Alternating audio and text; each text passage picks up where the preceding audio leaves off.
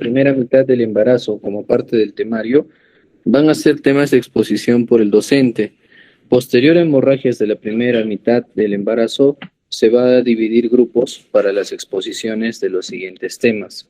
Es importante tener en cuenta que la bibliografía que manejamos es Williams, ginecobstetricia Williams, ¿sí?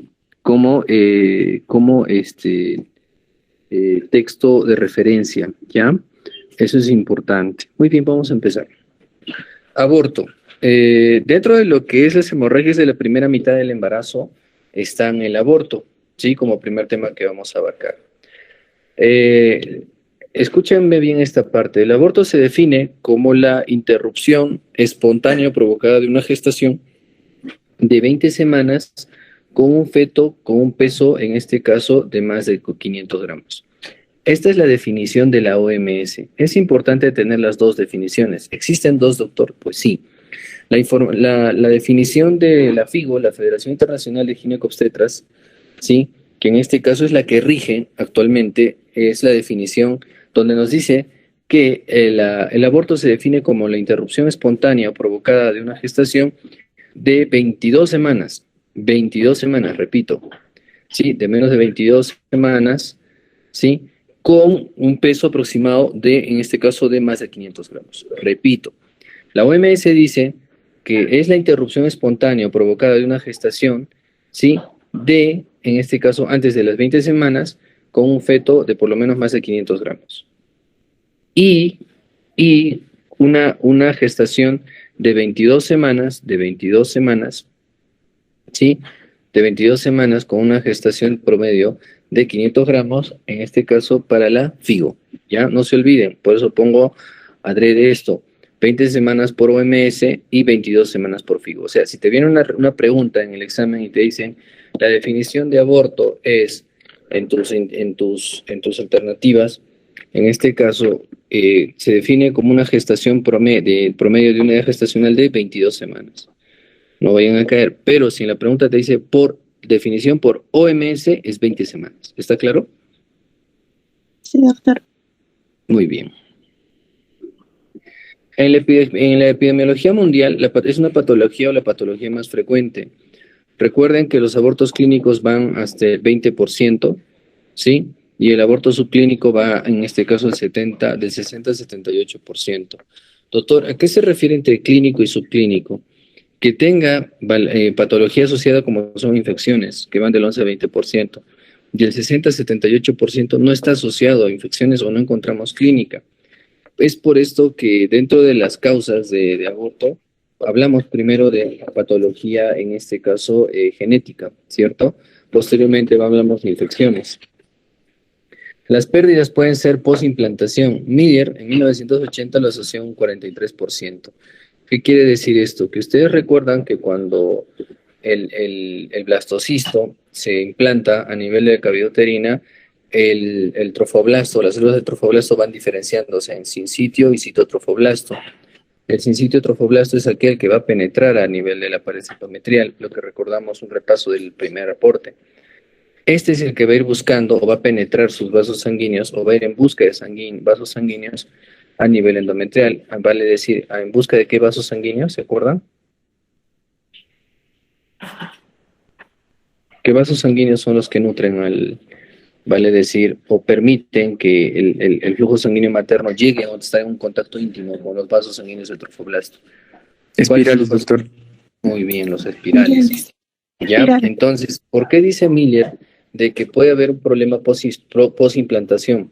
Pasa que durante esta migración del trofoblasto y angiogénesis, pasa de que hay pequeñas disrupciones de vasos sanguíneos y áreas de desprendimiento, los famosos hematomas retroplacentarios, que pues pueden causar, en este caso, en implantación o postimplantación sangrados en spotting, ¿no? Que son en gotitas, manchitas, o como lo refiere la paciente.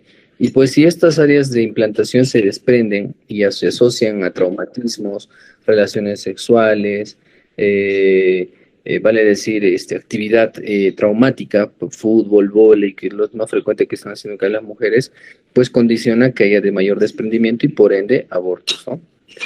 Los abortos espontáneos son tempranos y tardíos, ¿sí? Cuando son tempranos, en este caso, o aborto precoz, como lo conocemos, es menos de las 12 semanas. Y un aborto tardío, pasando las 12 semanas. Repito, ¿cuál es la diferencia entre un aborto precoz y un tardío? Un precoz es antes de las 12 semanas y un tardío es, en este caso, hasta la semana posterior de las 12 semanas hasta la semana 22. Los tempranos son en el 80%, ¿sí? Y los tardíos en un 20%. Pregunta de examen. El aborto recurrente se encuentra en el 1% de todas las mujeres. Doctor, ¿un aborto recurrente a qué se refiere? Un aborto a repetición. Tenemos dos definiciones, ¿no? Tenemos un aborto recurrente y un aborto habitual. Y eso es lo que también tenemos que catalogar. En cuanto a edades, los abortos espontáneos se dan en adolescentes en un 10 a 12%. Y cuando son, en este caso, más de 40 años, el porcentaje aumenta hasta 4 o 5 veces. ¿Quién me puede decir por qué?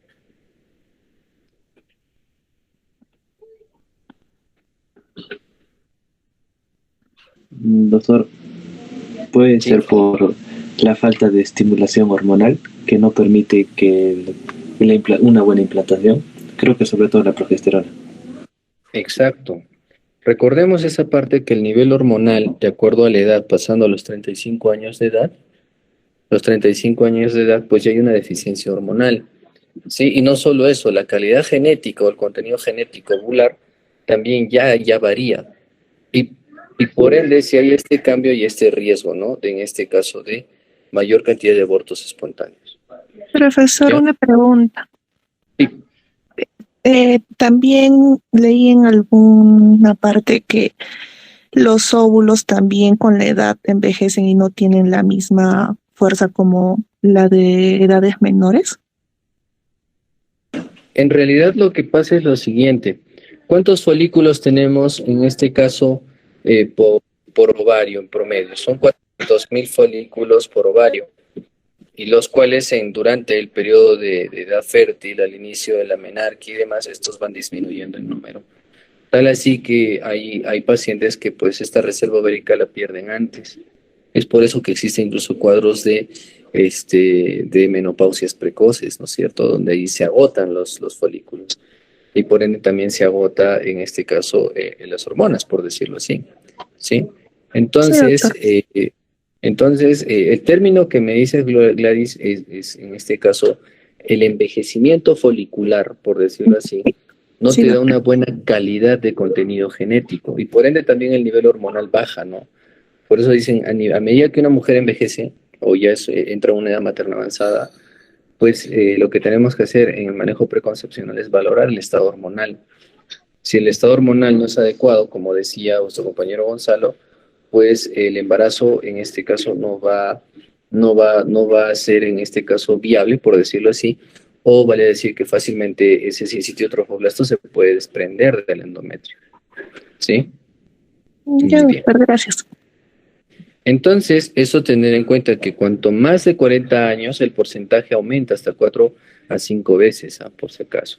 Doctor, pero yo tengo a mi prima de 45 y ya se ha embarazado al año, al año, o sea, al año y al año, o sea, tuvo su bebé, desembarazó y al año se embarazó, y normalazo, doctor. O sea que la teoría no se cumple al 100%, ¿cierto? Por eso les decía también en los casos clínicos que en medicina nada es absoluto. 1 más 1 en medicina no puede ser 2, puede ser 3 o 4. Cada organismo es distinto y eso es bien claro lo que mencionamos, ¿no? Desde que empezamos a estudiar el cuerpo humano. Hay similitudes, pero no pueden responder de la misma manera, ¿ya? Entonces, a tener en cuenta estos datos.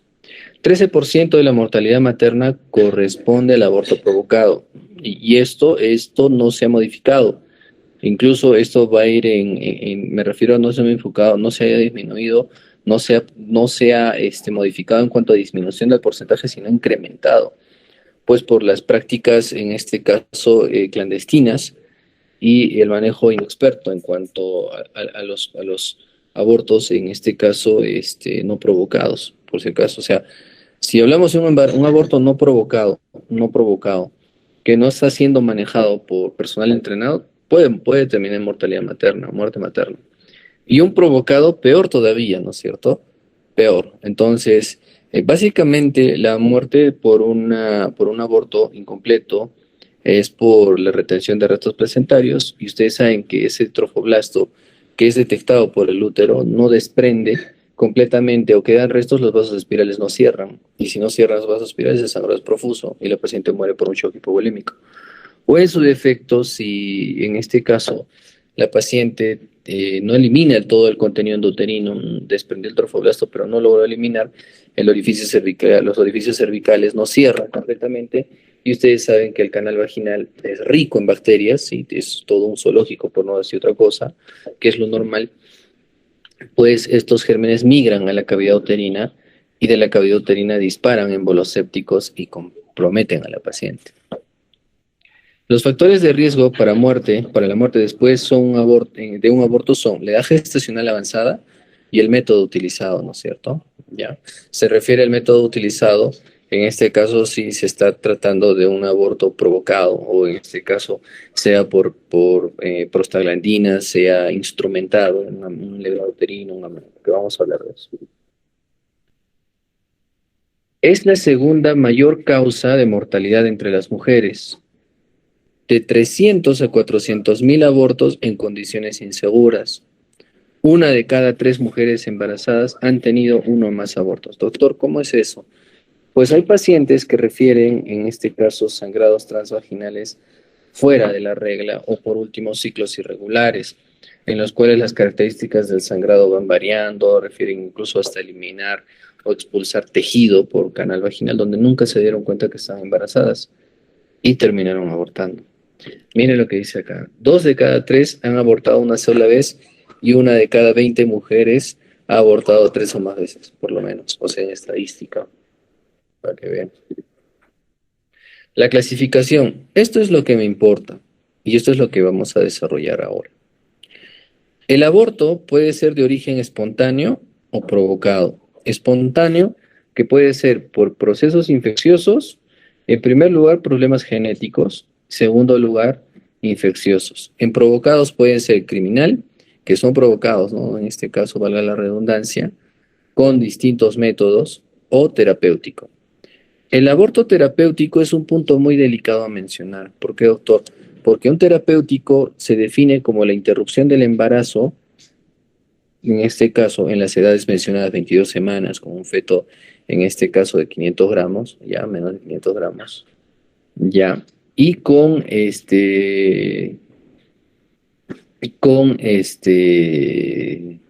compromiso de la salud materna, vale decir, con riesgo a muerte materna, por si acaso, ¿sí? ¿Sí? Entonces, eso hay que tener en cuenta, doctores, ¿ya? Que si el embarazo pone en riesgo a la madre, como en este caso una patología fetal, vale decir que ponga en riesgo a la madre, hay que culminar el embarazo y está justificado. Bueno, en nuestro país todavía no planteado al todo, porque las leyes no nos protegen, la pura verdad, si hago un paréntesis acá. Sin embargo, en otros países sí es legal, como en Uruguay. Ya en Uruguay es legal el aborto, por si acaso. Si hay artículos para que puedan leer y demás, les invito a hacerlo, ¿sí? Si alguien quiere exponer parte de lo que es el aborto terapéutico y con las guías uruguayas, le invito a hacerlo. Bienvenido, para tener conocimiento. Dentro del aborto tenemos el aborto precoz y tardío. ¿Cuándo era precoz? Antes de las 22 semanas. Antes de las 12. No, antes de las 12. 12. ¿Y un tardío? Después de los 12. Después de las 12 hasta las 22, ¿cierto? Hasta las 22. Muy bien, eso tiene que tener claro. La clínica o vale decir, de un aborto, y primero se clasifica como una amenaza de aborto, un aborto incompleto, aborto completo, aborto en evolución, o vale decir en curso, un aborto diferido o retenido, aborto séptico y aborto habitual. También el aborto en evolución en curso también se subclasifica en aborto, en este caso, inevitable, por si acaso, ¿ya? Entonces vamos a hablar de cada uno de ellos. La amenaza de aborto se define como, en este caso, el sangrado transvaginal en el cual no existen aún modificaciones cervicales, ¿sí? No existen modificaciones cervicales, pero hay sangrado transvaginal, ¿sí? en las edades mencionadas, ¿no es cierto? En este caso, antes de las 22 semanas, con un feto de menos de 500 gramos, ¿no es cierto? Sí, muy bien, hasta ahí estamos bien. Ahora, lo que les decía hace un momento es que existe el sangrado por los hechos de que hay un desprendimiento del tejido, en este caso trofoblástico, hay áreas de desprendimiento, y pues el manejo indicado para una amenaza de aborto, en este caso es básicamente el reposo y manejos con, en este caso, progesterona micronizada. A ver, ahora sí recordemos todo lo que hemos como lo que hemos estudiado en hormonas y qué funciones tienen, porque eso tiene que tener claro. ¿Para qué servía la progesterona y cómo actúa a nivel del músculo liso? Relajación muscular. Muy bien, nos lleva a una fase de quiescencia uterina, relajación. Y ese es básicamente el tratamiento. Si ustedes tenían la idea equívoca o errónea de decir que la progesterona va a hacer que tu bebito se pegue, va a estimular a que el bebito haga que su placentita se pegue al útero, eso es falso. Lo que hacemos es que el útero no se irrite, lo que hacemos es que el útero no contraiga y por ende, si no hay contracción y irritación uterina, no hay manera de, en este caso, o no digo, de que termine expulsando al feto.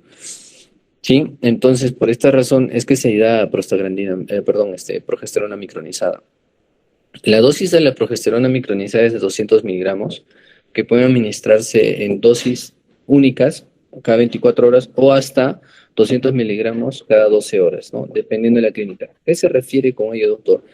Que si mis primeros 3 días o 2 días a las 200 miligramos de progesterona no responde, o me refiero que el sangrado o el dolor persiste, puedo incrementar hasta 400 miligramos diarios, o sea, cada 12 horas 200 miligramos.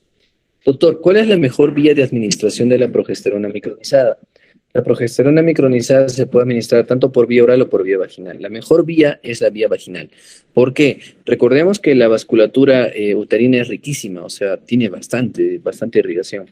Y por ende esas mucosas aprovechan y la acción de la progesterona es más rápida, ¿no? Más rápida ese nivel. Sin embargo, la vía oral todavía tiene que ser un efecto de primer paso. Sí, como tal, llevar al hígado, metabolizar y poder llevar, en este caso, esta hormona al torrente circulatorio. Que en eso te genera, respuesta más lenta y tal vez la biodisponibilidad de este disminuye. Dentro de ello es el manejo y, ojo, el manejo de una amenaza de aborto es reposo y punto. En nuestra literatura de Williams, que van a revisar obviamente, porque acá ya es donde tiene la tarea de revisar el libro, es donde le va a decir básicamente tratamiento, reposo. Segundo, progesterona. Y ya saben por qué. Porque la progesterona, tanto la producida por el propio feto, en lugar de decir placenta, ¿sí? Y también en este caso producida por el cuerpo lúteo hasta determinada edad gestacional, su fin es ese, que el útero esté relajado, no contraiga. ¿Ya? Muy bien. El aborto incompleto, ¿a qué se refiere? El aborto incompleto se refiere como a la expulsión del contenido uterino, vale decir, feto placenta, ¿sí? Pero, o es que haya quedado restos donde no ha sido completo, puede haber expulsado el producto, pero más no la placenta. O en su defecto, parcialmente el tejido placentario y quedaron restos. Y si ustedes recuerdan que cuando te queda un tejido placentario, cuando queda tejido placentario en el útero, este tejido genera una respuesta. ¿Se acuerdan cuando les dije el uterito ahí con su producto y quedó tejido trofoblástico? Entonces, este tejido trofoblástico, que todavía saben ustedes que produce hormonitas, es detectado por los vasos espirales que están acá, los vasos espirales, y dicen, oye, ¿saben qué? Acá hubo una disrupción, pero acá todavía hay trofoblasto pegado a los espirales. No nos cerremos, sigamos sangrando. Por eso que la paciente sigue sangrando. Más cuando todo se desprende fisiológicamente, cuando hay una expulsión, un alumbramiento, ¿no es cierto? Este tejido placentario se expulsa en su totalidad y pues no hay tejido trofoblástico que quede dentro del útero. Y por ende, estos vasos espirales se cierran de modo efectivo por la misma contracción uterina, porque ustedes saben que estos vasos sanguíneos también están entre fibras musculares y hay un cierre, ¿no? Hay una compresión de estos. Y más cuando no hay una contracción efectiva, además los orificios cervicales quedan abiertos y por ende los gérmenes suben, infecciones por vía ascendente. ¿Ya? ¿Está claro esta parte? ¿Está claro esta parte? Sí, doctor. Muy bien. Doctor, ¿y cómo nos podemos dar cuenta de que es un aborto incompleto? Ahora lo vamos a ver. Generalmente en la clínica, de lo que es una amenaza de aborto a un aborto incompleto, recordemos que en la amenaza de aborto no hay modificaciones cervicales. NMC, no hay modificaciones cervicales.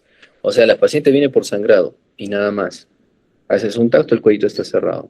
Más cuando ya hay un aborto, que en este caso es un aborto incompleto, lo que vas a ver es que los orificios cervicales están abiertos. Muchas veces, cuando haces el tacto, pues puedes encontrar, el cervix está permeable al dedo, o sea, puedes meter fácilmente el dedo. Y tú dices, los orificios cervicales están abiertos. Lo lógico es que salió un contenido, dejó el cuello entreabierto. Y como dejó el cuello entreabierto, pues el riesgo en sí es no solo del sangrado, porque hay pacientes que vienen que no están sangrando. Logró desprender todo esto, pero el contenido está dentro y no hay sangrado.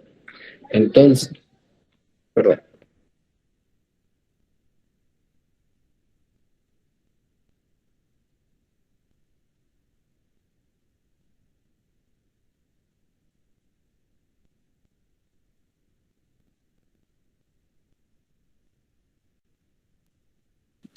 Muy bien, disculpen. Entonces, los orificios cervicales están abiertos y por ende, al tacto vaginal, pues podemos introducir el dedo a través del canal, ¿no? A través del canal cervical. ¿Sí? Esa es la diferencia entre un aborto, una amenaza de aborto y un aborto incompleto. Doctor, ¿y qué es un aborto completo? Cuando la paciente no sangra, y que tú lo confirmas al ultrasonido, a la ecografía. Y en la ecografía lo que vas a ver es un cuello de un útero, vale decir, con una línea endometrial delgada. Sí, que ahorita les voy a mostrar imágenes. Una línea endometrial delgada, donde no hay contenido. La paciente típicamente te dice, doctor, hace 4 o 5 días sangré profusamente. Yo sabía que estaba gestando, tengo aquí mi ecografía, tengo mi prueba de embarazo, mi beta-HCG cualitativo, pues, salió positivo, pero me vino un sangrado terrible. Yo me fui de paseo en moto con mi novio, me fui se me ocurre, a Maras, no sé, y él corre cross y pues sí, había baches y todo, y para tal de sangre había mucho cólico. No vine porque al inicio era escaso, pero hace 2 días fue profuso. Y bueno, ahora vengo porque ya no sangro. Generalmente es así, las pacientes ya vienen cuando algo más está pasando, ¿no? Generalmente no vienen en el momento, ¿no? Pero podría ser que venga sangrando o te diga que un día antes se eliminó un tejido en abundante cantidad. ¿Y cuando es un completo? Pues cuando el endometrio está delgado. En promedio tiene un espesor o un grosor el endometrio de menos de 10 milímetros. O sea, no, menor o igual a 10 milímetros. Tú puedes decir de que ese endometrio es delgado o vacuo, ¿ya? Está delgado. Entonces tú haces la ecografía, señora, y expulsó todo, no necesita un legrado. Es por eso que el sangrado es mínimo o nulo. Pero si usted tiene las pruebas de que estaba embarazada, lo confirmamos. Doctor, no tengo las pruebas de embarazo, pero yo tenía náuseas, sueño y quiero saber si está embarazada. Perfecto, ¿qué hacemos? ¿Qué le solicitamos? ¿Cómo confirmamos que esta paciente estaba gestando? Beta HCG, doctor. Muy bien, doctor David. Le pedimos beta-HCG, un cualitativo o si desean un cuantitativo. Y les va a preguntar, doctor, ¿y de qué tiempo estaba gestando? Y le dirán, señora, muy difícil. Primero, porque yo no puedo determinar una edad gestacional cuando ya no haya un contenido dentro del útero. Segundo, no veo un embrión para medirlo. Y tercero, usted refiere que sangró hace unos días. Yo no sé cuán exacto sea que sea 4 o 5 días, pero el beta-HCG ya va a disminuir. Pero sí le puedo decir que usted estaba embarazada porque el beta-HCG salió positivo. ¿Sí? Claro, claro, porque eso tienen que saber cómo responder también, van a tener esos casos. Sí, repito, que una paciente venga con el sangrado y todo y les diga, doctor, yo estaba embarazado, no, expulsé tejido, tengo un tejido raro, no se preocupe, le vamos a hacer un beta-HCG, a la ecografía al parecer es un aborto completo, porque el endometrio está delgado, menos de 10 milímetros, y no necesita ningún legrado o ningún ameu. Pues si usted quiere saber si realmente está embarazada o no, le pedimos un beta-HCG, ¿ya? Y siempre en sangre, por favor. No es muy confiable, como también hemos demostrado al inicio, el beta-HCG o el pronóstico, ¿no? En orina, ¿ya? Muy bien. Esa es la diferencia con un aborto completo. Doctor, un aborto en evolución. En el aborto en evolución tenemos aborto en curso y aborto inevitable. Vamos a poner una C de curso y una I de inevitable. Doctor, ¿cuál es la diferencia? La siguiente, vamos a ver. Tenemos un útero, en este caso aquí, con las modificaciones cervicales, el cuello está abierto. Y tenemos otro útero aquí, igual, ¿sí? ¿Pueden ver, no, los gráficos? Pueden ver Sí, los doctor. dibujos, ¿no? Sí, muy bien. Prefiero dibujar para que no se olviden, porque a veces ven una foto y ya ni la miran a veces. Muy bien. Listo, en este caso tenemos el saco gestacional protruyendo. Es el saco gestacional por si acaso. Es el saco gestacional que está protruyendo. Aquí está el embrioncito o el feitito, ¿sí? Y su tejido trofoblástico así periférico. Y aquí, todo lo contrario, el producto, solo ves el contenido y la paciente te refiere a algo, pérdida de líquido. Y obviamente su sangrado. Doctor, ¿qué nos quiere decir con eso? Lo siguiente. En un aborto en curso, cuando hablamos en evolución, sí, hablábamos de una amenaza de aborto. Doctor, me hospitalizaron por una amenaza de aborto con un sangrado escaso por 2 días, 1 o 2 días. Me aburrí de estar en el hospital, no me hacían nada, solo me decían que esté echada, me daban mi progesterona, me venía a comer, pero extrañaba a mi esposo y quería ir a mi casa y pedí mi alta voluntaria. Mi esposo no para en casa, para trabajando, yo quería ir a ver su trabajo, me fui en mototaxi, me fui en moto, no lo sé, y otra vez empecé a sangrar, pero ¿sabe qué, doctor? Tengo muchísimo dolor. Y obviamente no voy a venir hablando tranquila, no voy a venir con mucho dolor. Voy a venir con mucho dolor en bajo vientre, te voy a decir, doctor, siento que algo se me sale como si voy a menstruar. Le evalúas y ese es el tacto. Y al tacto, el cervix está dehiscente a 2 dedos o al dedo, ¿no? No precisamente a 2 dedos. Pero pues tú ves que al hacer el tacto puede entrar tu dedito. Entonces el orificio cervical externo interno se está abriendo. Lo que tienen que tener en cuenta acá es lo siguiente. Sabemos que el cuello del útero tiene una longitud de 3 a 5 centímetros, ¿sí? Lo normal. Ese es un cuello de útero por si acaso, y el útero ya viene después, ¿sí? El cuerpo del útero es el cuello. De 3 a 5 centímetros, ¿sí? Muy bien, y tiene un canal endocervical, porque este canal endocervical adentro se abre, porque ahí adentro está el embarazo. Listo, doctor. Y tenemos un orificio cervical externo, que es este punto donde voy a hacer la flechita, que lo llamamos OCE. Orificio cervical externo. ¿Sí? ¿Sí? ¿Se ve? Y la parte interna donde se está abriendo como una V, porque hay un contenido que es el bebito aquí adentro, ¿sí? El fetito, ese es el orificio cervical interno o OSI. ¿Han escuchado, no es cierto? Del OSE, del OSI. ¿Sí? ¿Está claro? ¿Sí? Sí, ¿Confirma? doctor. Sí, doctor.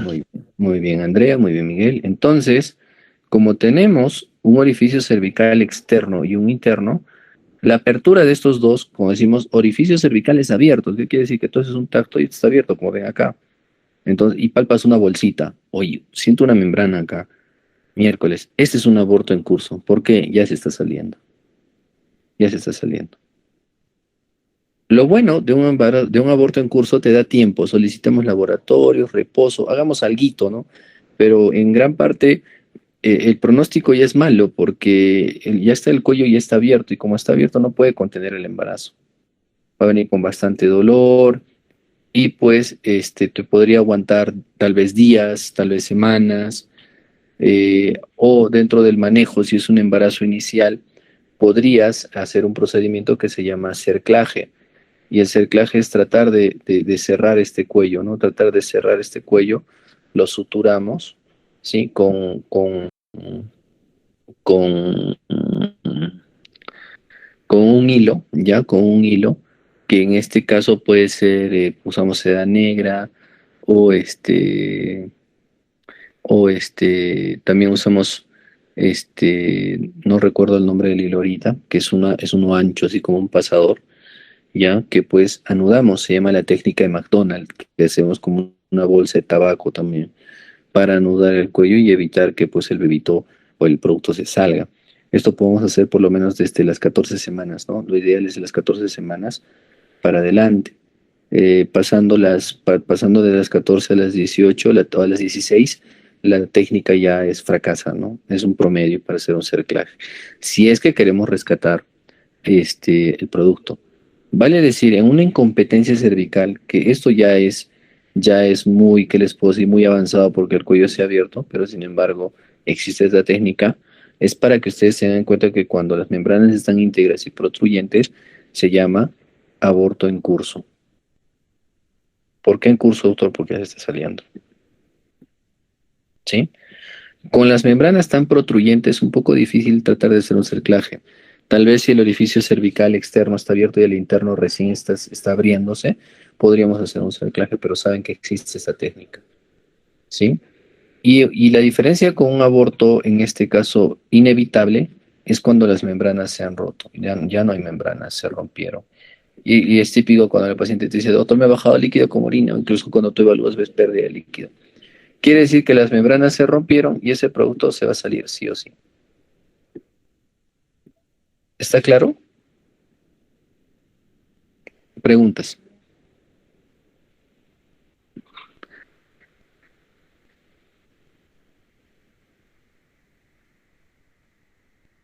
¿Está claro, doctores? Sí, doctor. Muy bien. Listo. Entonces, como tenemos la diferencia entre una amenaza de un aborto en curso con un inevitable, pues las diferencias, ¿cuáles serían? De que uno en curso las membranas están íntegras y en un inevitable las membranas están rotas. Repito, ¿cuál sería la diferencia entre una amenaza de un aborto en curso y un inevitable? ¿Cuál sería la diferencia? La membrana rota, doctor.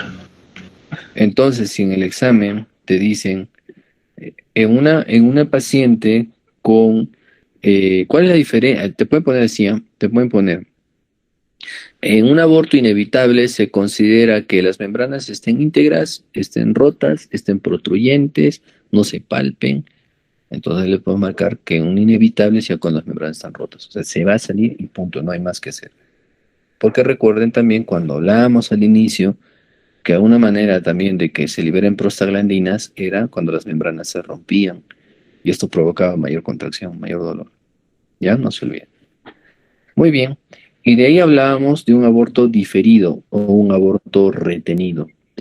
Un aborto retenido o un aborto frustro, ¿sí? No se compliquen porque se habla de aborto retenido, misesaborto o frustro. Es cuando el producto se murió adentro y se quedó y no salió, punto, o un embarazo no evolutivo. Porque cuando te dicen un aborto retenido, te dicen que por lo menos haya estado 4 semanas dentro. Pero si tú te pones a pensar y hablar con la paciente, señora, ¿hace cuántos días se ha muerto el bebito adentro? No te va a decir ello. ¿Me entienden? Si ustedes van a revisar en la literatura, te habla que por lo menos tiene que estar ese tiempo adentro. Entonces, tú poder determinar el tiempo que está el producto dentro del útero no lo vas a poder hacer. Y menos si es una paciente no confiable. Entonces, lo que tú tienes que ver es, ve un bebé o un fetito dentro de la cavidad uterina, no tiene latido y no lo expulsó, aborto retenido, punto, o un aborto frustro, nada más. Ya no se ponga a ver en este caso cuánto tiempo estuvo ahí adentro o demás. ¿Sí? Para condiciones prácticas. Eso es es más que nada para dar una explicación práctica a esto. Porque tener un consenso donde definan esto, pues es confuso, ¿ya? Muy bien. Y el aborto séptico. El aborto séptico se define como, en este caso, la interrupción del embarazo, donde puedan quedar restos en el contenido uterino, ¿sí? Donde haya en este caso, donde se agreguen gérmenes, vale decir, donde la paciente ya te traiga clínica, donde hay, en este caso, secreción con mal olor, fiebre, importante, fiebre, secreción con mal olor y sangrado, ¿sí? Y en este caso vamos a hablar del aborto habitual. El aborto habitual con un aborto recurrente, la diferencia es la siguiente, que por lo menos una paciente abortadora recurrente tenga por lo menos un espacio, por lo menos de 1 año entre cada aborto en número de 3. Y un abortador habitual es aquella que tiene 3 abortos pero consecutivos, o sea, al año y al año. Repito, consecutivos al año y al año seguidos, y una recurrente que por lo menos tenga un espacio de un año, o sea, uno en el 2000, uno en el 2002, el otro en el 2005. Es la diferencia entre un recurrente y un habitual. Como hablamos dentro de la etiología de los abortos, miren acá este cuadrito, hablamos de la etiología dentro de lo que era lo genético. El 52% asociados a trisomías.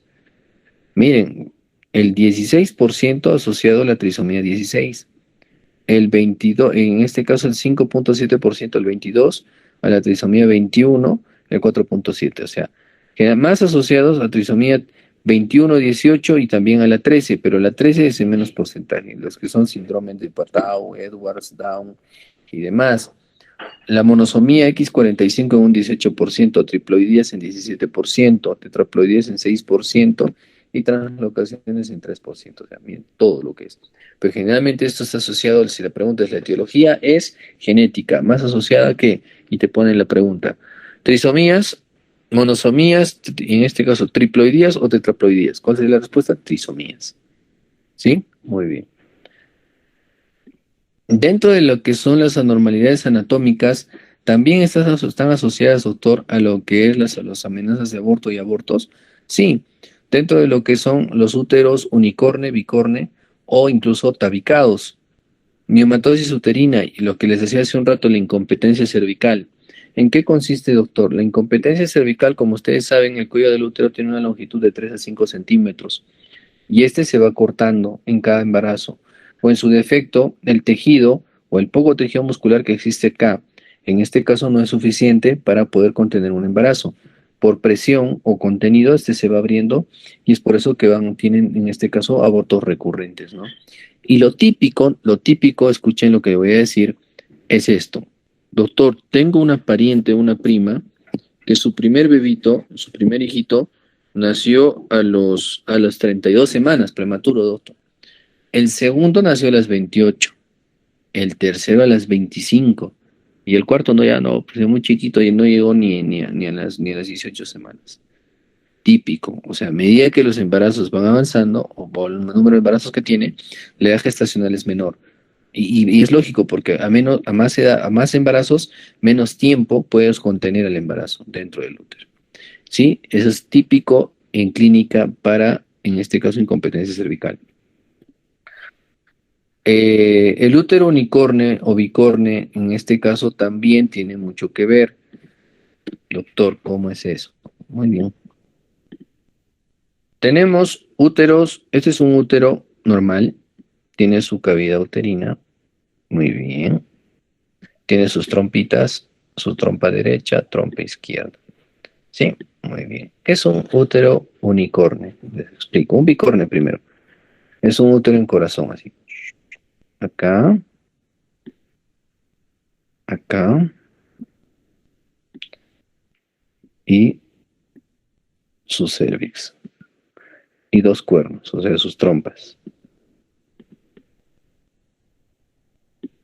Ese es un útero bicorne. Doctor, y un útero unicorne es el siguiente. Está así, su cuello. Y este segmento del útero tiene su trompa, todo, pero no se comunica con la vagina. Queda ahí. Ese es un unicornio. Un unicornio. Entonces, estos vicios o estas malformaciones mullerianas, decimos mullerianas, porque ustedes saben que los conductos de Müller son los más importantes para la formación del útero, se han hecho en embriología. Entonces, ¿qué pasa? De que como no hay comunicación aquí y solo aquí el desarrollo, pues pasa de que a veces el espacio endouterino no es suficiente o en su defecto el tejido endometrial no es competente para poder permitir el desarrollo de un producto. Sin embargo, como vuelvo a mencionar, no es absoluto. Hay úteros didelfos, bicornes, unicornes y demás, que pues sí, con toda normalidad pueden concebir y llevar un embarazo a término. Pero son factores que condicionan, en este caso, también abortos, ya por si acaso. Doctor, ¿y las cicatrices y adherencias a qué se refiere? Recuerden que cuando hacemos el legrado uterino, sobre todo el legrado uterino, llegamos a extraer todo el contenido uterino y también, en este caso, por el curetaje, llegamos a llevarnos, acá había un gráfico bien bonito. Lo quiero hacer más didáctico así porque si vamos a llevar todo lo que es cuadros que voy a hacer al final, se van a olvidar. Acá está. Cuando hacemos el curetaje, ¿no es cierto? La cureta o la legra raspa el tejido uterino, raspa. ¿Ya? Y al raspar el tejido uterino, ¿ya? Al raspar el tejido uterino, no solo llevamos la capa funcional del endometrio, nos llevamos la capa basal del endometrio. Y al llevarnos la capa basal del endometrio, pues estamos, como quien dice, yéndonos a la base de todo y podemos llegar hasta miometrio. Tanto así, doctor, sí. Les doy un ejemplo. Cuando ustedes tienen una plantita, la que más que les guste, agarran y ponen una maceta. La ponen en una macetita, le echan agua todos los días y esa plantita crece hermosa, se enraiza, pero solo se limita a estar en la placenta, o perdón, en la maceta. Pero por alguna razón no tenemos maceta, ponemos tierrita ahí, se me ocurre en mi terraza, pongo un poquito de tierrita y la trato de plantar, pero no tiene maceta en el piso. ¿Qué va a hacer esta planta? Se va a enraizar por donde pueda. Se va a meter entre los ladrillos, entre el asfalto, yo qué sé, y se va enraizando todo lado. ¿Por qué les doy este ejemplo? Cuando nosotros hacemos un curetaje, pacientes con legrados a repetición y demás, esta maceta, por decirlo así, la pared endometrial se daña. Y en un siguiente embarazo, el endometrio o el trofoblasto, perdón, no va a migrar o no va a tener un límite. Se va a meter más allá de donde debía. ¿Me entienden? Es como que la plantita se va a enraizar, no contenida en esta maceta, porque ya está dañada. O sea, tiene áreas donde no hay pared que contenga la migración trofoblástica. Y como por ende se va a meter más adentro. Y eso se llama acretismo placentario. A futuro. 1. 2. Cuando nosotros nos llevamos esta capa cicatricial, esta misma capa, como no tiene un límite, se empieza a pegar a la otra al cicatrizar. Se llaman sinequias uterinas. O también conocido con qué síndrome. ¿Se acuerdan? ¿O han leído algo de ello? ¿Les suena el síndrome de Asherman? No. No, doctor, no se preocupe. El síndrome de Asherman es un síndrome que en este caso, pues, es el resultado de los legrados o los curetajes. Pues, cuando nosotros hacemos el curetaje a repetición, abortos a repetición recurrentes, pues dañamos esta capa involuntariamente y condicionamos a que estas paredes se peguen, cicatricen y se peguen. Y al pegarse, pues, puede causar infertilidad, sí, porque el espermatozoide va, ya no hay paso. Y por ende no se embaraza. Y esas sinequias, el tratamiento es despegarlas, donde puede ser un tratamiento mecánico, como este, despegar. O en su defecto, pues, podamos hacer dilataciones con agua, ¿no? Que tenemos en este caso la hidrosonografía y demás, que es un tema, ¿no? Que nosotros tratamos de solucionar en lo que es infertilidad. Pero en sí no es el problema liberar las adherencias, el problema es en el embarazo, que hay el riesgo de que haga acretismos placentarios. ¿Y de quién depende esa capa, doctor? O sea, ¿cuál es el límite de esa capa? Quiero que lean, van a tener una tarea, ya lo anotamos por favor, Zoraida, y van a, la tarea lo cuelgo hoy mismo, ya, es el síndrome de Asherman, es la primera tarea, y me van a leer la membrana de Nitabuch, ¿sí? Nitabuch, Nitabuch, ¿sí? La membrana de Nitabuch es importante, es una de las capas del endometrio, es el límite en realidad. O sea, esa membrana o esa capa dice, hey, trofoblasto, no, de acá tú no pasas, este es tu límite. Porque si tú pasas esta capa, ya te estás metiendo a miometrio y por ende vas a condicionar un serio problema en el embarazo, para el parto, sobre todo el alumbramiento, que se llama acretismo placentario. Incluso, tanto así que si migra más allá de la placenta, podríamos hablar de un percretismo placentario, que es cuando ya el trofoblasto se está metiendo más allá de la capa muscular, o sea, está metiéndose en el espesor de la capa muscular. Y un percretismo es cuando ya se fue hasta afuera, hasta serosa. O sea, doctor, ¿por esto se puede condicionar? Sí. Ven que no es solo hablar de aborto, definición, no, sino todo lo que te puede condicionar. ¿Me entienden? ¿Sí? Muy bien. Listo. Entonces, esto es en cuanto al riesgo de, en este caso, o la Disculpe, alteración. doctor. ¿Eso lo va a poner en el sistema o me van a enviar mis compañeros, doctor, la tarea? En el sistema, yo lo pongo ahora mismo. Ya, doctor. Terminando la... Gracias, Sí, doctor. sí, ya no manden al grupo, no llenen, no le bombardeen a vuestra pobre delegada Zoraida. Ya, muy Gracias, bien. doctor. Entonces, eso es importante, evitar las adherencias y las cicatrices. Enfermedades endocrinas, insuficiencia del cuerpo lúteo. Doctor, ¿qué es la insuficiencia del cuerpo lúteo? ¿Qué produce el cuerpo lúteo para sostener el embarazo? ¿Se acuerdan? La ¿Qué progesterona, producía? doctor. Muy bien, progesterona. Esa progesterona es disparada hacia el blastocisto que está en formación, estimula la proliferación del trofoblasto, que chévere, va creciendo y lo sostiene, hace que no se caiga. Hasta promedio, ¿qué semana? 12 semanas, ¿no? Hasta donde ya, en general, cuando dicen, no, ya el producto de la gestación es autosuficiente, ya produce su propia progesterona, porque el trofoblasto ya pues produce, ¿no? Sin sitio trofoblasto y demás. Pero hay un cuadro donde el cuerpo lúteo es insuficiente, o sea, no le alcanza la progesterona. ¿Y dónde te das cuenta? Cuando la paciente está en un embarazo inicial y hay sangradito, amenazas de aborto, ya esa es una insuficiencia de cuerpo lúteo. Si quieren dosarla y todo pueden hacerlo, pero genera un gasto y pérdida de tiempo, la verdad. Entonces, tú ya puedes, ya con esta idea, decir, puede ser una insuficiencia de cuerpo lúteo y por ende, ¿qué le falta? Progesterona. Y le damos progesterona micronizada, que es lo que tenemos. Tenemos esta hormona como medicamento, por si acaso ya sintetizadas, con muchos nombres, ¿no? Sin hacer cherries, Progendo, Progeva, hay muchas marcas de progesterona micronizada, ¿ya? Muy bien, hipotiroidismo, importantísimo. Doctor, ¿el hipotiroidismo está asociado con los abortos? Claro que sí.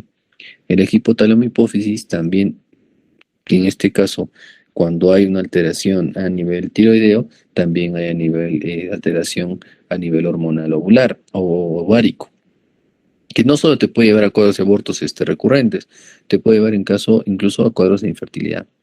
El hipertiroidismo también, la diabetes también, no se olviden. Enfermedades autoinmunes como el lupus eritematoso sistémico, enfermedades cardiovasculares, renales y también la desnutrición. Infecciones maternas, TORCH. ¿Se acuerdan lo que decía sífilis, rubiola, toxoplasma, listeria, virus de inclusión citoplasmática, clamidia, con este caso que es una enfermedad, una ITS, micoplasma hominis también tiene mucho que ver en este caso en las causas de aborto, amenaza de aborto y aborto. Dentro de los inmunológicos, la inmunización RH, ¿no? En los casos de los negativos, RH negativos, por incompatibilidad ABO, también en el sistema de Kell, que, bueno, afecta en este caso o puede condicionar amenazas de aborto o abortos, ¿ya? Factores tóxicos, usos de antagonistas del ácido fólico y por envenenamiento del plomo. Tarea. Entonces ya tenemos 3 temas, por favor, Zoraida, me lo mandas al WhatsApp los 3 temas que estoy dejando para poner y colgar la tarea, que son, en este caso teníamos que estudiar 3 puntos, ¿no? Con ya, que es qué son los antagonistas del ácido fólico, cuáles son, y y envenenamiento por plomo. No, el envenenamiento por plomo no es un metal pesado, no. Antagonistas por ácido fólico, que es lo más importante. ¿Qué más era, por favor, si me recuerdan? De medida Sherman y membrana de Nitabur. Muy bien, los 3. Ya me van a la tarea. Hoy estamos miércoles, límite va a ser hasta el día viernes. ¿Ya? Muy bien. Entonces, están también los traumáticos, ¿no? Lesión directa del útero en gestación en segundo trimestre. Bueno, traumáticos, punzocortantes y demás, ¿no? Por mala suerte, un accidente de tránsito, justo un golpe a nivel abdominal, un golpe con la pelota, un partido, que se resbaló en las gradas y se golpeó justo de parte abdominal y demás, ¿ya? Muy bien. A ver, ¿dónde estamos? Ya indiqué la pérdida recurrente, que puede ser explicada un 40%, endocrinos, deficiencia de cuerpo lúteo, autoinmunes, como hablábamos, incluso también el síndrome de antifosfolipídico, anomalías mullerianas, como les decía, las malformaciones del útero, sí, las adherencias intrauterinas. ¿Cómo se llamaban las adherencias intrauterinas? Sinequias. Sinequias. Y todo este cuadro también llamado, ¿cómo? Síndrome de Sherman. Asher. Ya no se olviden. Ven, o sea, todo hemos estado explicando acá y acá estamos divulgando. Es mejor así para que no se olviden. Entonces, la clínica, el diagnóstico, ¿qué es? Sangrado vaginal. Estamos hablando en qué? Amenaza de aborto. Dolor suprapúbico y calambres uterinos, ¿no es cierto? Los cólicos. Y puede ir un dolor irradiado a la región dorsolumbar. ¿Cómo hacemos el diagnóstico de que realmente está embarazada? Beta-HCG. Ecografía anormal. ¿A qué se refiere, doctora, anormal? A eso vamos a hablar ahora. ¿Ya? ¿Y puede haber dilatación cervical? ¿Sí o no? Si es una amenaza de aborto, ¿puede haber dilatación?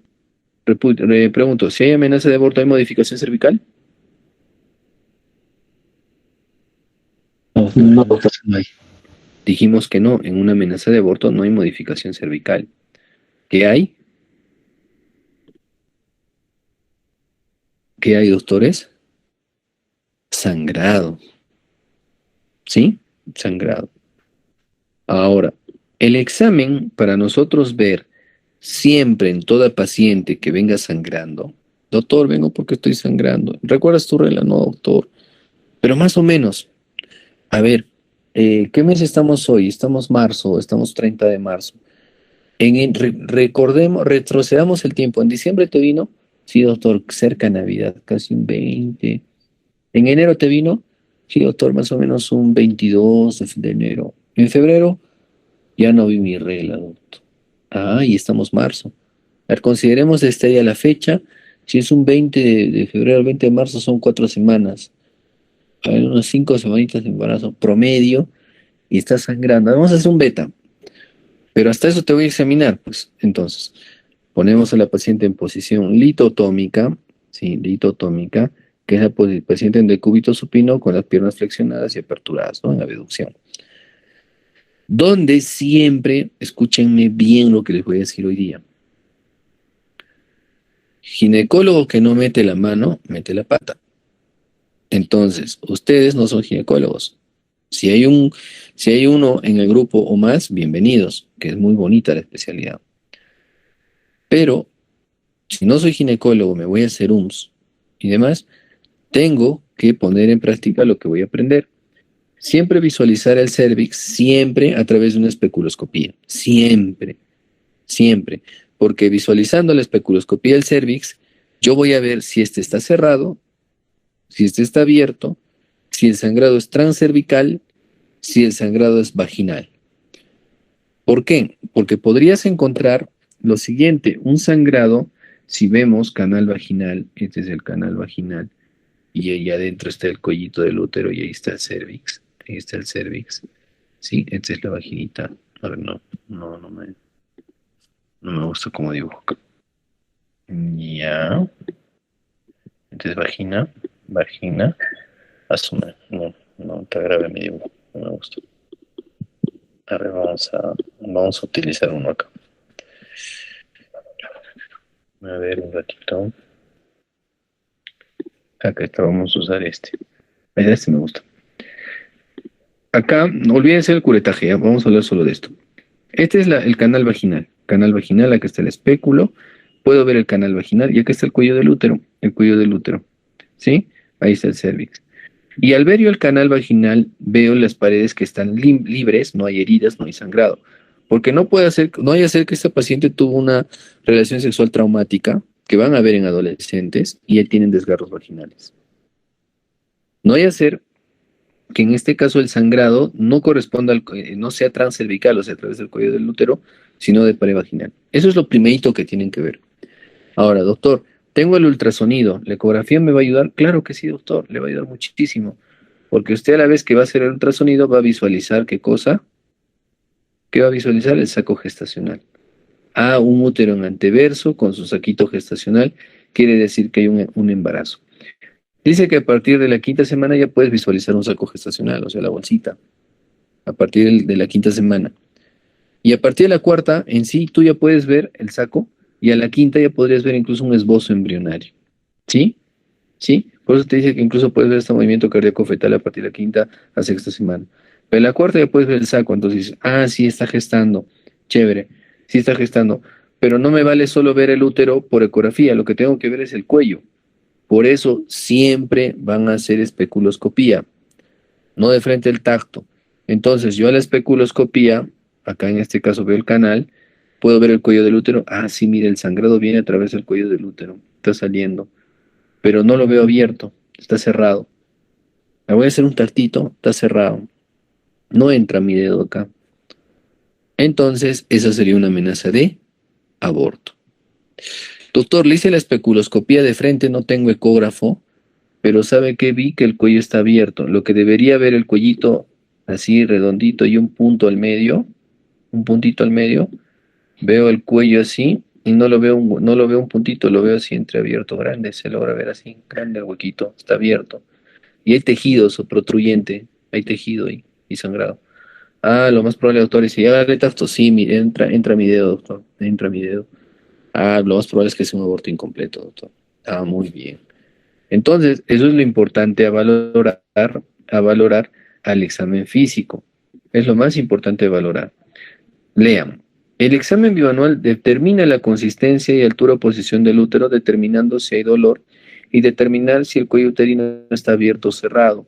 El examen bimanual consiste en introducir en la mano al canal vaginal, ¿sí? Y yo poder palpar el fondo el cervix, y yo empujando el cuello del útero puedo determinar el tamaño del útero si es que se moviliza a mi mano en la parte superior, ¿no? Si hablamos de una gestación de por lo menos 12 semanas, 14 semanas, cuando un útero es grande.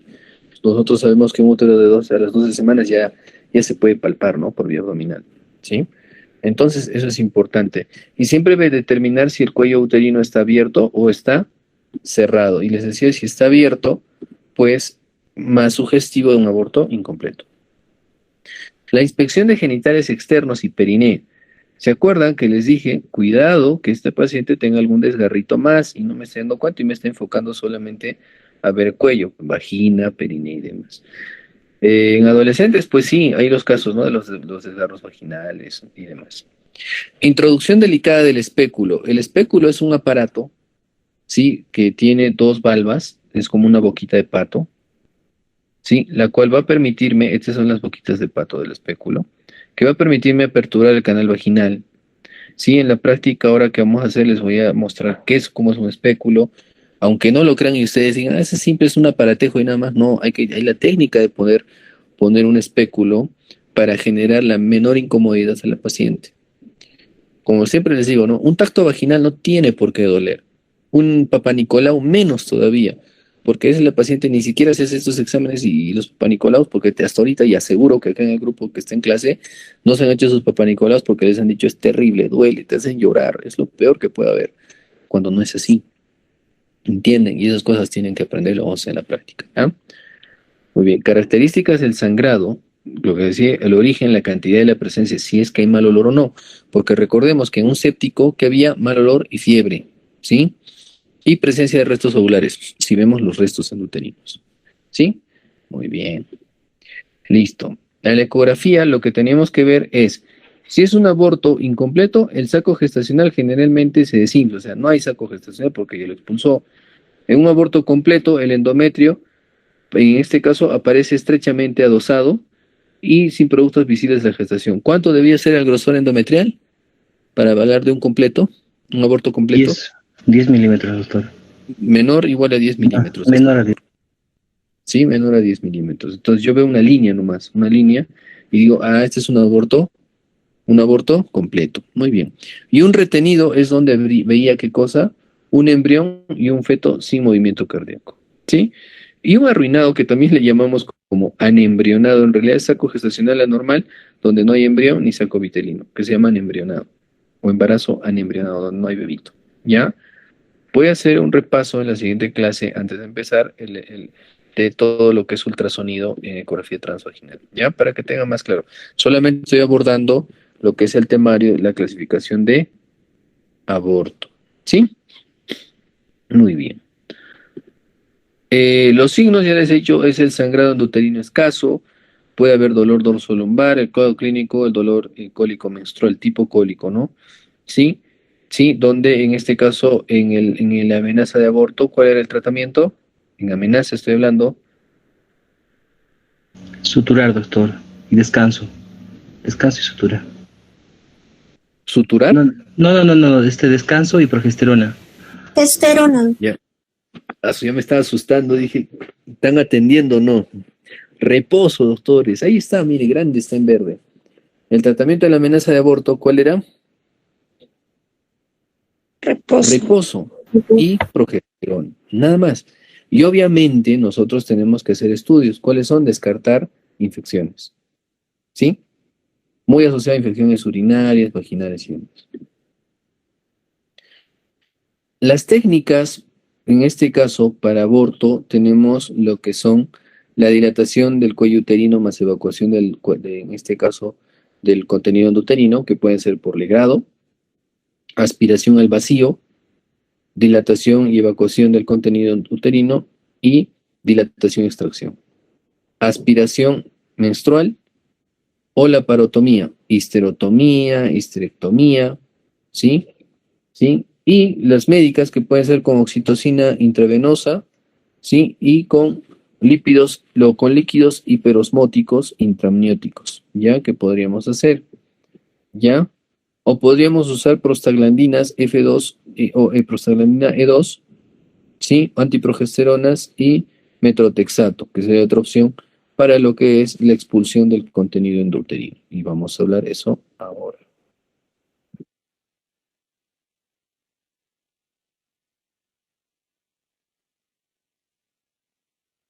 Entonces, cuando hablamos de ello, lo que se usa actualmente, escúchame bien, vamos a hablar dentro de lo que es el manejo con prostaglandinas. El misoprostol en los abortos, vale decir, provocados, ya se usa este medicamento que se vende bajo con y sin receta, que pues tenemos que tener mucho cuidado, pues la prostaglandina E2 tiene como respuesta las contracciones uterinas.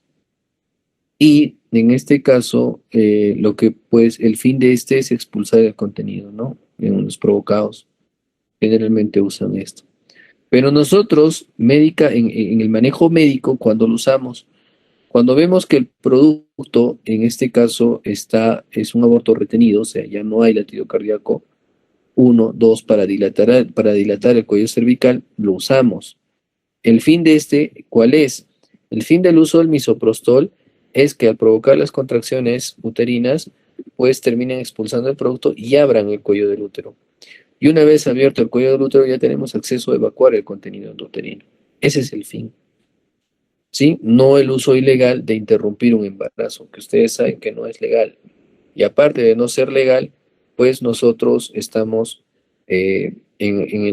nosotros estamos mentalizados en no hacer daño, primum non nocere, ¿no es cierto? No hacer daño. Sí, que eso es cuando ustedes se van a juramentar el día de que salgan, en este caso terminando la carrera, ¿no? El juramento, parte de nuestro juramento hipocrático. ¿Sí? Y parte de nuestra ética, ¿no? Entonces, ese es uno de los manejos con el misoprostol, ¿ya? Muy bien. Entonces, dentro de lo que es también hacemos la dilatación del cuello del útero con dilatadores Hegar. Los dilatadores Hegar son estos fierritos que ven aquí, sí, que vienen en distintos diámetros. Si no tenemos el uso de las prostaglandinas, podemos ir dilatando progresivamente el cuello del útero. ¿Por qué no se hace? Primero, traumático, ¿sí? Pero lo ideal es primero usar prostaglandinas que reblandecen el cuello del útero y a la vez producen contracciones uterinas para que pues se vaya aperturando. Podemos usar el dilatador Hegar, en este caso cuando la paciente recibió previamente prostaglandinas o misoprostol, sí, podemos usarlo, porque al estar reblandecido el cuello del útero pues facilita el ingreso de estos dilatadores. Y el fin es dilatar el canal cervical, o sea, aperturar el orificio cervical externo, como les decía, que está acá afuera, y el interno para poder entrar a la cavidad uterina y poder ingresar y evacuar el contenido uterino. El curetaje, en este caso de succión, que bueno, es el método de AMEU. El AMEU o aspiración manual endouterina. Anoten por favor, aspiración manual endouterina o AMEU. Consiste en un procedimiento donde se evacúa el contenido endouterino con un equipo que se llama, este es el útero.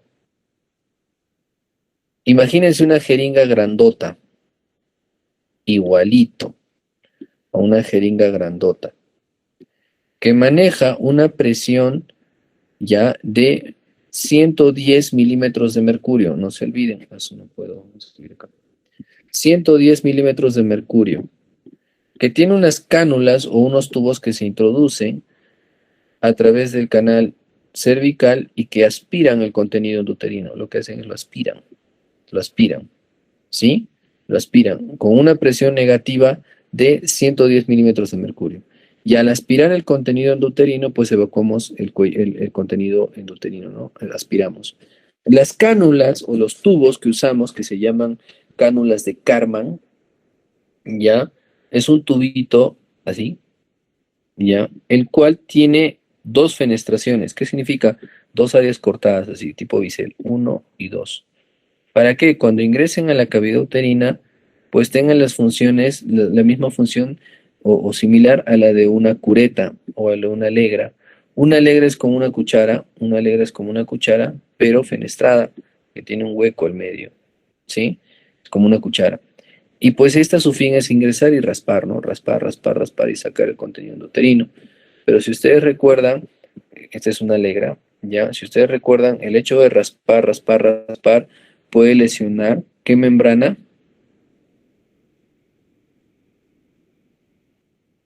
¿Qué capa del endometrio? Miometrio. Antes de llegar al miometrio tenemos una capa que limita todo y que condiciona que si se daña esta, podemos hablar de una patología que se llama síndrome de Asherman, que son adherencias que hablamos. ¿Qué capa es esa? La que nos limita. No. La membrana de La Nitabush. membrana de Nitabush. Nitabuch. No se olviden, estoy hablando 5 veces, ¿ah? Ahí está, que esta es una cureta. Miren, es como una cucharita fenestrada. Actualmente, en los procedimientos de evacuación uterina usamos más el AMEU. AMEU, no el legrado uterino. ¿Por qué?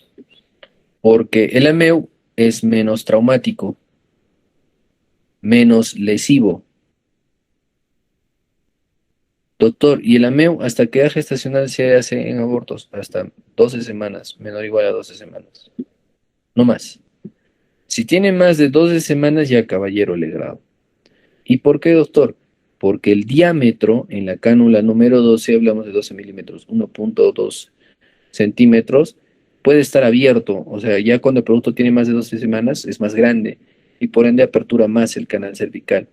Y las cánulas o los tubos ya no dan el diámetro para poder hacer el sellado, el aspirado al vacío y sellado.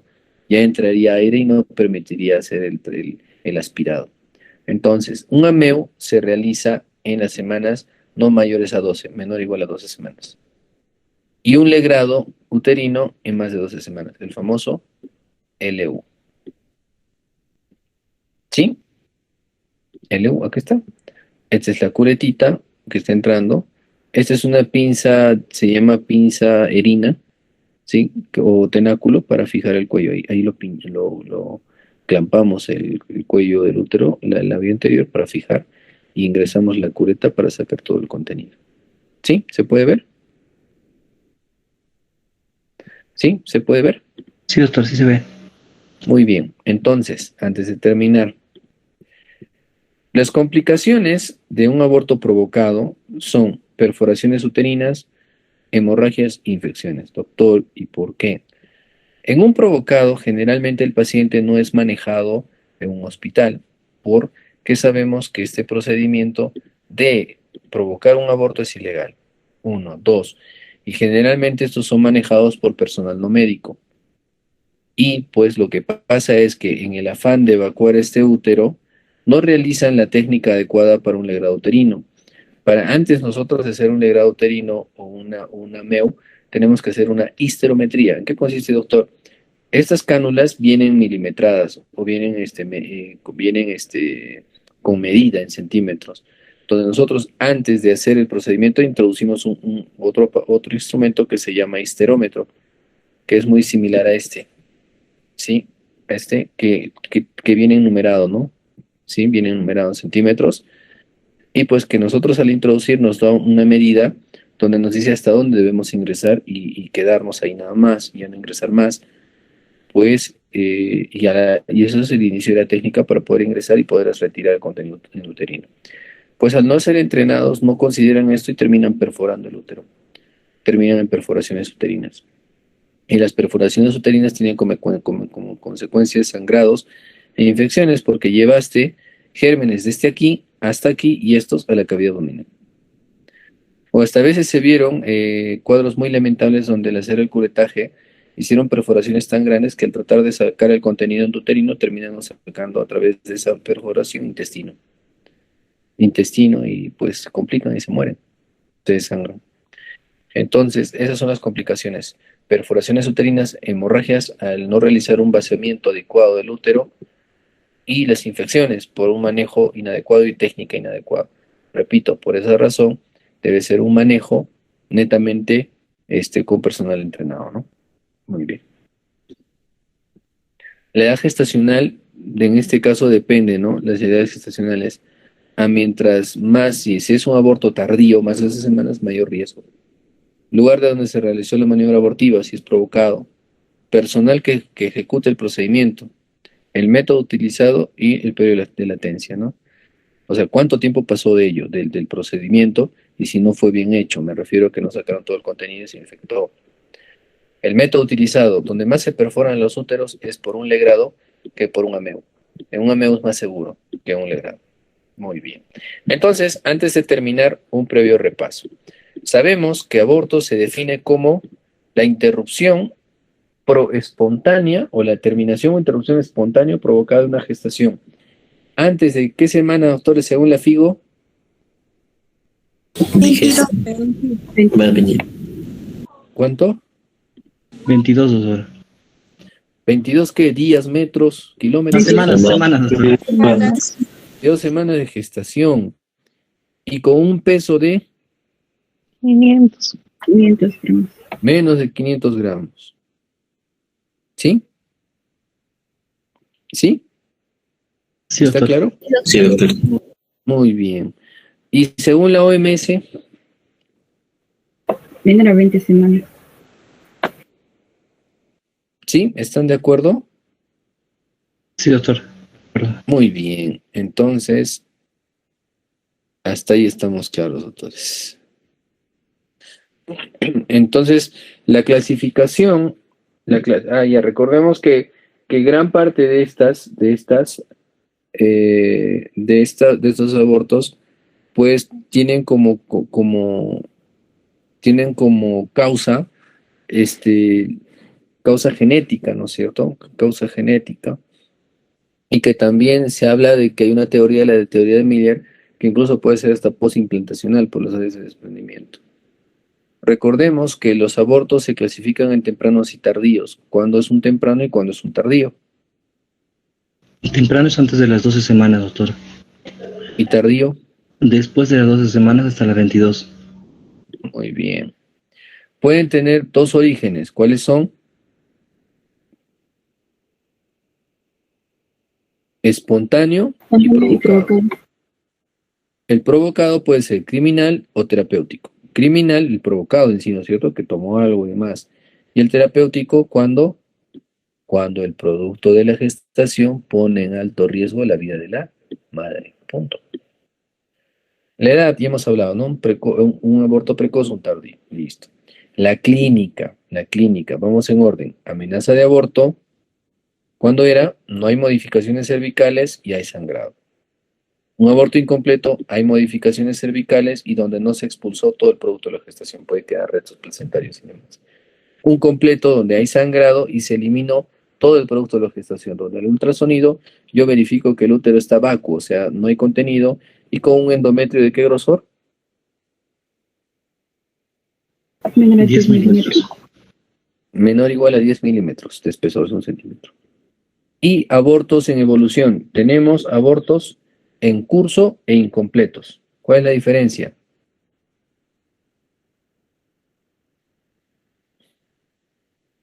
La ruptura de la membrana. ¿Cuál de ellos tiene las membranas rotas?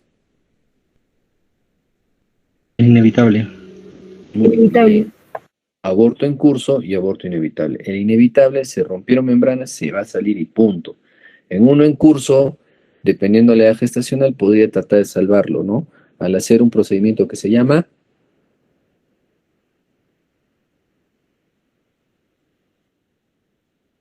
Reposo y progesterona.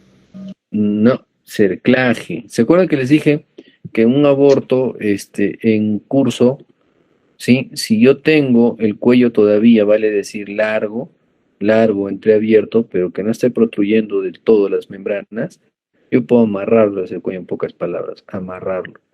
Lo amarro, eso se llama cerclaje. ¿Sí?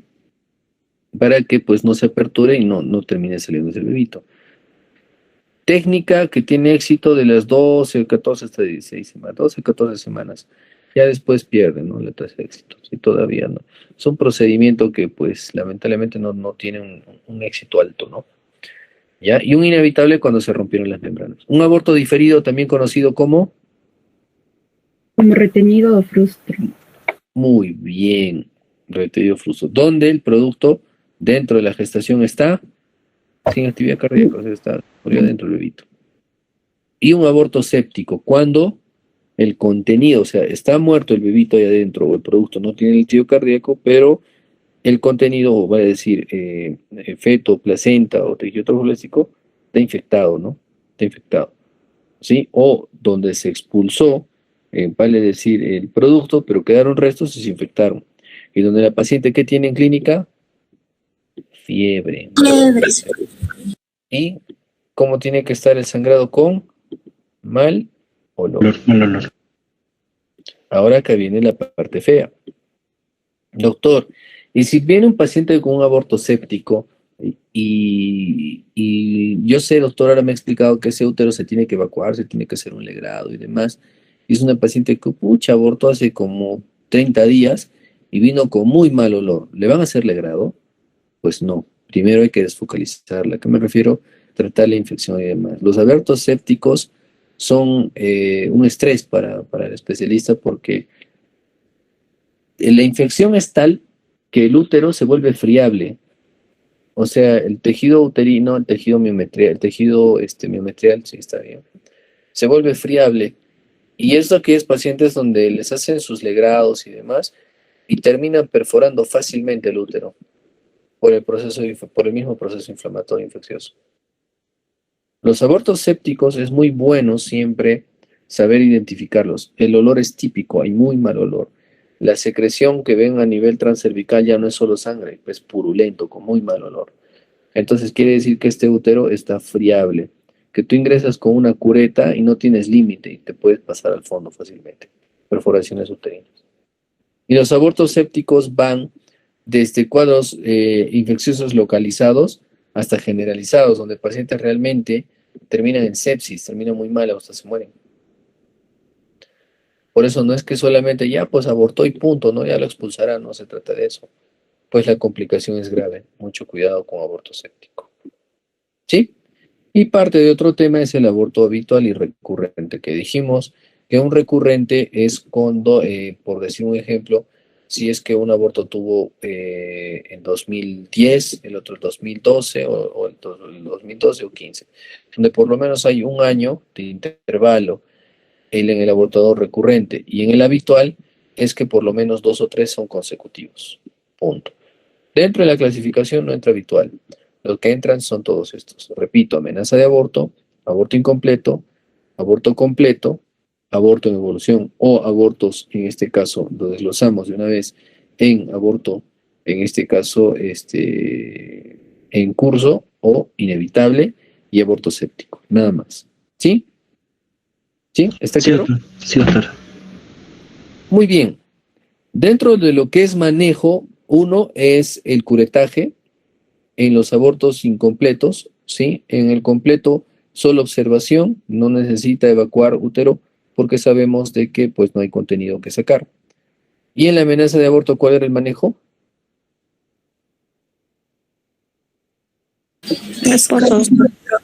Progesterona. Muy bien, lo tienen claro. Solamente es reposo y progesterona. Ahora, no me creen, van a ir a agarrar su Williams y van a revisar. Y ahí van a decir, qué chévere, este es así, y me van a surgir las preguntas para yo también hablar con el doctor, ¿sí? Y así es como vamos a ir avanzando. ¿Ya? Entonces, está claro. Muy bien. Quiero mostrarles algo ahora que ustedes están en línea. Pueden ver mi computadora. Quiero mostrarles algo. ¿Dónde está? No, esto no es. Se me está metiendo otra repente, María. Segundo aporte. Muy bien. Hicimos aborto. Para la segunda clase es embarazo ectópico. Quiero que lean.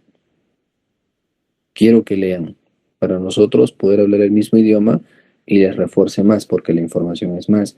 Y se van a dar cuenta que todo lo que he hablado en el primer aporte se enlaza como base a lo que estamos hablando ahora y lo que vamos a hablar en la siguiente clase. ¿Sí? Williams es nuestra base. Y de ahí vamos a hablar lo que es enfermedad trofoblástica.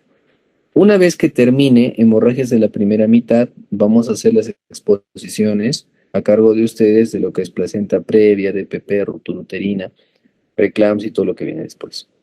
Posteriormente yo voy a hacer todo lo que es una exposición de lo que es cesárea y todo. Pero estos temas ya van a ser exposiciones de ustedes. Doctor, ¿y es necesario? Es más que necesario, porque esto tienen que hacer en grupo y repasar porque es bastante información. Y lo que yo voy a hacer después de cada exposición es hacer una retroalimentación, un repaso. Como quien dice, lo más importante. ¿Ya? Muy bien. Entonces, hasta enfermedad trofoblástica va a ser las exposiciones a cargo en clase. No son tan amplios, por eso es que se agarra lo más importante, pero los temas de acá sí ya son más grandes. Y que necesito que lo estudien bien. ¿Ya? Muy bien. Ya, doctor. ¿Está claro entonces? Sí, doctor. Gracias, doctor. Listo. ¿Todo claro? Sí, doctor. Listo. Doctor, disculpe una pregunta.